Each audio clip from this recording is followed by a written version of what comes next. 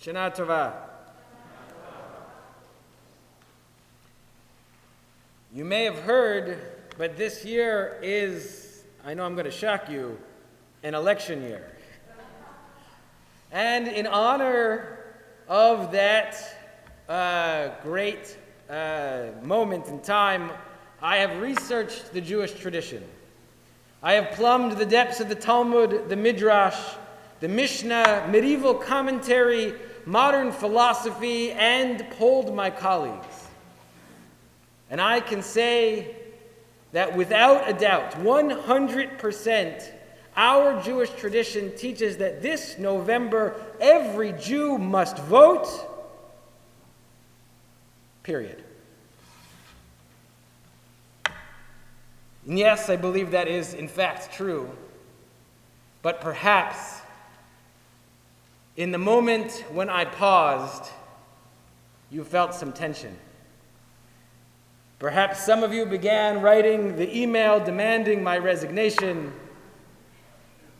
or the email saying, thank God he's finally saying what I want him to say, or the email saying you were leaving, or whatever. But I'm willing to bet that many, if not all of you, felt a lot. You felt something strongly and passionately. And I think at this moment in time, it is clear that politics rise to the forefront of our identity. It challenges us. It's hard to hear when someone thinks the opposite of what we think. Pew does a study every year where they say, what divides America most? What is the thing that we are most in conflict about? Until about 10 years ago, the answer was religion. I don't know if this is good or bad that religion came off the top of the list, but politics is now at the top. And there is a story from the Talmud that I'd like to share that I think addresses that tension, that conflict. In the 3rd century CE, there is a rabbi, Rabbi Yochanan, who is known as the best rabbi of the time. Top in every way, all Jews looked to this rabbi. And at the time, it was understood that his wisdom was so great that it actually manifested physically. That when you saw him, he was not just a good-looking man, but you could see the wisdom ooze out of him, that you could stand in awe of all he had to share. And as he was traveling from one place to another, a robber jumps out of the bushes, a man named Reish Lakish.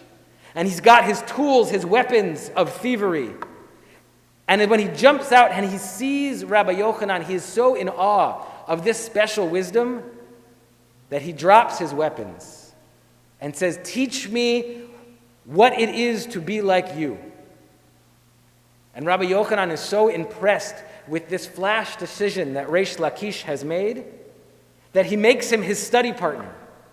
And the two become so close that, in fact, Reish Lakish marries Rabbi Yochanan's sister.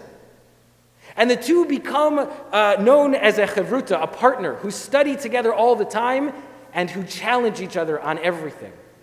Everything Rabbi Yochanan says, the greatest scholar of the time, Reish Lakish says the opposite and pushes him and pushes him. And through that pushing, they reach deeper and more intense truths that become closer to God.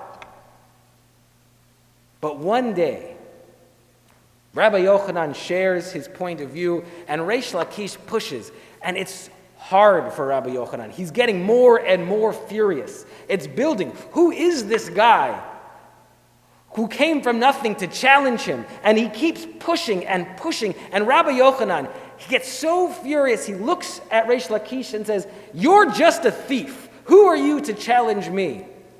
And Reish Lakish says, why raise me up and call me rabbi if you're just going to remind me of my past? But Rabbi Yochanan does not let go. He is so furious that just as his wisdom manifests, so does his fury. His fury becomes real in the world, so much so that Reish Lakish gets deathly ill. And Rabbi Yochanan is so angry that Reish Lakish pushed back that he won't even pray for Reish Lakish's healing. And Reish Lakish passes away. The story continues that Rabbi Yochanan is so despondent over the loss of his friend and study partner and the choices that he made that his students don't know what to do for him. So they look around and they bring the next guy in line. It was Rabbi Yochanan Reish Lakish, so the number 3 guy. They bring him to say, study with Rabbi Yochanan. And they go to study together, and every time Rabbi Yochanan makes a point, the new guy says, you're right. And here's 3 reasons why you're right. You're right, you're right, you're right. Until Rabbi Yochanan screams at him. Every point I made, Reish Lakish would challenge me 25 times, and the truth we found, the wisdom we unlocked was deeper and more meaningful than anything that I am getting from you who just says you're right. And Rabbi Yochanan is so despondent that he actually passes away from his loneliness. It's a story of warning. It's a story that recognizing how infuriating it is when someone believes that thing that you think is so wrong. Someone you think doesn't have the right to challenge you, to say that opposite thing, what it feels like. It is a story for us at this moment. I can't tell you how many people have told me privately, I'm afraid to share what I believe politically. I'm afraid to tell people that and you could fill in the blank with literally anything. Whatever the end of that sentence is, I'm afraid. And that worries me. That worries me that we're going down the path of Rabbi Yochanan. So I want to suggest, those of you who know me should not be surprised, 3 things. I want to suggest 3 ways we might learn from the story of Rabbi Yochanan. The first is to listen. The second is to challenge. And the third is to create a safe space. To listen means that we take all of the things that we believe, the things we know to be true, and we put them aside for a little bit. And we sit with the person who thinks the thing that a minute ago we knew to be wrong, but for a few moments we believe maybe it could be right.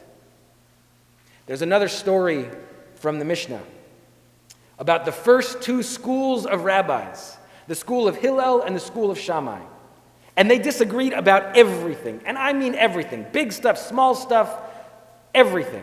So much so that finally a voice from the heavens comes down and says, the law always follows the school of Hillel. And what's fascinating is the reason given for why they follow the school of Hillel is not because Hillel's right. It's not because Hillel has better arguments. It's because Hillel, when he teaches his teachings, first shares the teachings of Shammai. Before he says what he believes, he teaches the other school's thoughts. A mentor of mine, Rabbi Wolpe, recently made a prescription for a better future. He said, if we want a better future, what we should do is we should go to dinner with the people we disagree with most. And for that whole dinner, the only thing you can do is argue the other person's point of view. Is to stick up for what the other person believes. It all amounts to the idea is, can we make space in ourselves to listen to the one, really hear where the other person is coming from and what their beliefs mean to them. The second is to challenge. After we listen, can we bring everything we believe back in and push back? Can we say, like Reish Lakish did, I don't agree with you. Here is all of the reasons why. In fact, our Torah says that to rebuke our neighbor is a mitzvah, is an obligation from God, that when we see our fellow doing something wrong or saying a wrong thing, it is our responsibility to call them out and tell them. But it gives us rules, ways to do that. We must do it in a way that maintains human dignity, that doesn't insult the other person, that doesn't attack them, Too often, especially online, but too often when we hear an opinion we don't agree with, the response is either to call names, or we say sad, or wake up. None of which argues against, all of which says, you, other person, are inferior, less than, not good enough.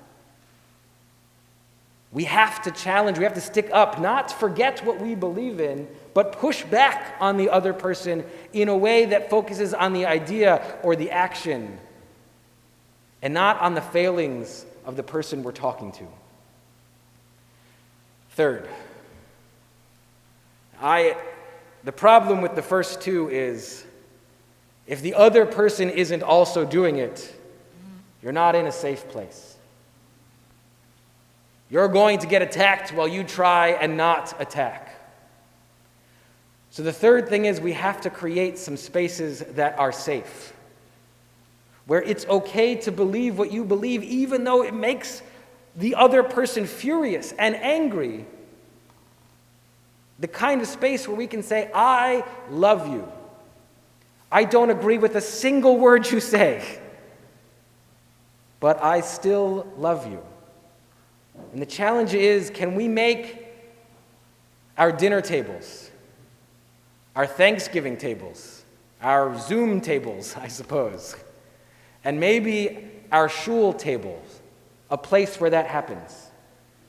Synagogue, and especially our synagogue, is one of the few places in life where people who genuinely disagree might be able to come together and have a conversation with each other.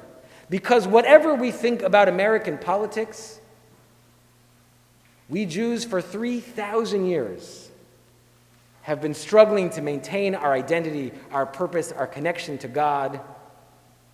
And perhaps in this space we can keep that connection first, and that be the basis of the love and the safe space for the first two thoughts. And in honor of that goal, I've partnered with a group called Resetting the Table. They go to organizations and they help them have difficult conversations. They work with Jewish and not Jewish. They work with nonprofit and the corporate world. And they run a training. How do we talk to each other so that we still feel safe and we still hear each other? And I asked Cindy Maddy and Paul Waldor to chair the committee. If you know them, you know they come from opposite ends of the political spectrum, but still find a way to have nice things to say about each other. And we're going to be you'll get an email on Monday. The info is currently on the website. We're going to be running trainings at the end of October on Zoom, and then a town hall after the election, where hopefully we can create some space in our synagogue world to really talk to each other. On November 4th, some people in this room and this virtual room are going to wake up thrilled and excited. And some people are going to be devastated and feel unheard. But everyone is still going to be a member of this community, is still going to be our neighbor, our fellow, our partner. And the question I have for us in 5781 is, can we learn the lesson of Rabbi Yochanan and Reish Lakish? Can we acknowledge the fury and the frustration that that person believes that thing that is so wrong and still say, I love you? Can we look at each other, put our beliefs aside and listen? Can we bring our beliefs back and challenge from a place of holiness and honor? And can we create a safe space here in our synagogue to do it? I hope so. Shana Tova.